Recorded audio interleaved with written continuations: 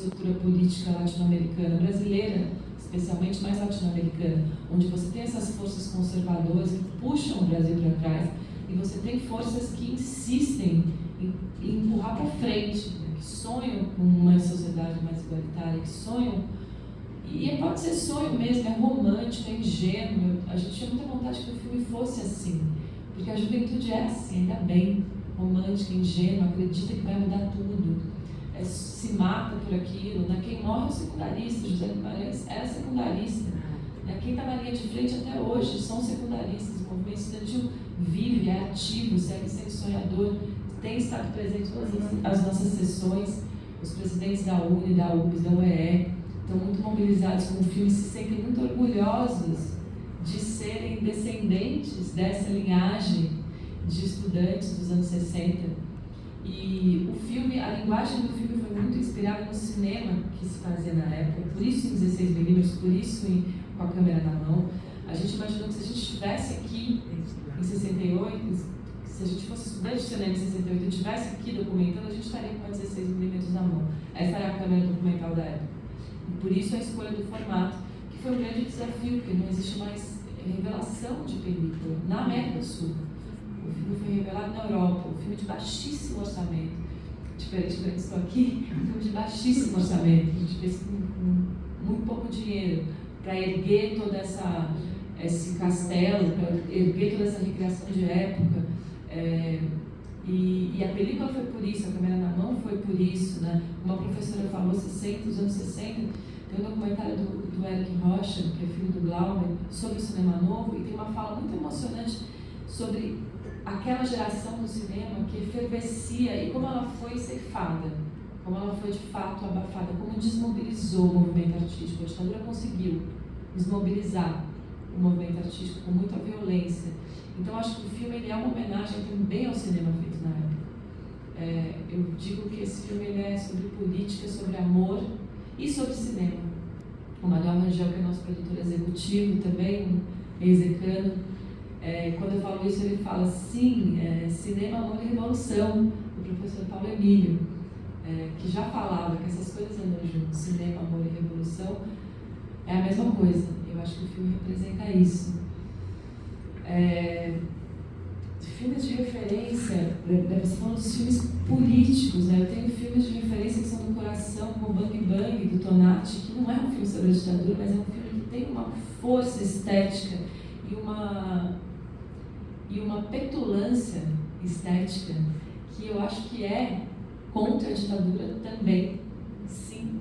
Porque muitas vezes, mais do que o seu discurso na arte, você tem estética. E a estética representa a contracultura. Né? Mais do que um texto num filme. Né? Muitas vezes a imagem tem esse poder. E esse filme, Bang Bang, é um filme que me marcou muito. Assistindo o auditório Paulo Emílio a primeira vez, na aula do professor Calil. E é inesquecível, uma grande referência de cinema na vida, assim. Tem um filme do Garrel, que é o Amantes Constantes, que eu assisti muitas vezes, é um filme PB também lindíssimo sobre a geração de 68 aí na França, mas que fala dos amores, dos desamores, das paixões, dos ciúmes, e é uma coisa que a gente queria muito trazer para o filme também, a humanidade dessa juventude, os amores interrompidos, né? Imaginar que numa universidade as pessoas estão se apaixonando e brigando, tendo ciúmes, e de repente vem, destrói tudo. Nenhum casal vai ficar junto, ninguém vai se formar. Eu acho isso tristíssimo.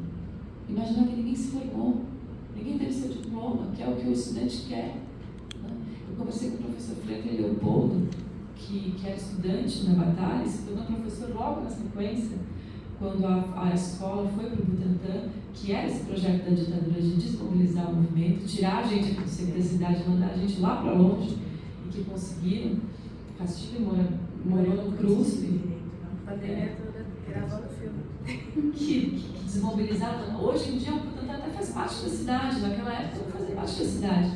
E o professor Franklin falou muito vívido dessa paixão, desse amor, de tudo que se vivia aqui. Zé Dirceu, que também conversou comigo sobre esses tempos, eu perguntava como eram as amizades, vocês iam beber, vocês transavam? Eu queria saber da vida, porque os fatos políticos eles estão documentados, mas eu gosto dos depoimentos, de entender os amores, porque os militantes políticos não podem ser vistos como totens. Eram jovens, eram pessoas começando a vida. A Dilma foi presa com 19 anos, uma menina.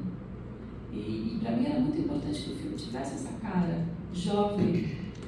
Castilho era estudante na época, Pamela era estudante de teatro da UNB, Caio Borovics e Juliana Gerais, seus protagonistas, também eram estudantes na época da USP. Eu queria estudantes atuando.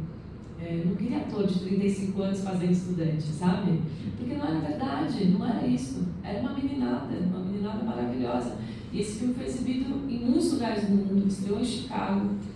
E eu lembro o público de Chicago, que é um festival também bastante político e uma cidade bastante politizada. Eles falaram, mas não é possível que prenderam esses meninos. Eu falo, se prenderam todo mundo. E a brutalidade da ditadura perante essas quase crianças é muito chocante.